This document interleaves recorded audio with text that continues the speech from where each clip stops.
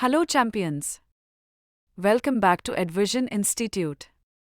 In this quick video, we'll learn about the pathway of respiration in organism, an important topic in your Class 10 biology syllabus.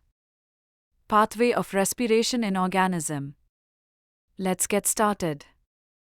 Respiration is the process by which living organisms break down food.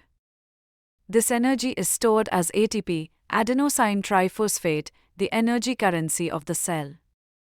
Step 1. Glycolysis. The first step is glycolysis, and it takes place in the cytoplasm. One glucose molecule is broken down into two molecules of pyruvate. A small amount of ATP and NAD is produced during this step. Step 2. Krebs cycle, citric acid cycle. In the presence of oxygen, pyruvate enters the mitochondria and goes through the Krebs cycle.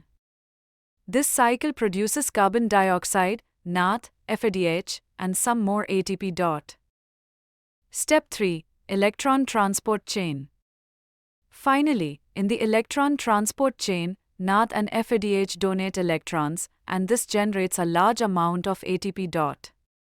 Oxygen acts as the final electron acceptor and combines with hydrogen to form water. Types of respiration. There are two types of respiration.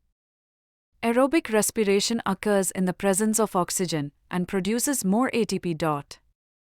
Anaerobic respiration occurs without oxygen and produces less ATP, with byproducts like lactic acid or ethanol. So, to summarize the respiration pathway: glycolysis in the cytoplasm, Krebs cycle in mitochondria, electron transport chain for energy release. So that was your complete summary of excretion in human beings in the simplest way possible.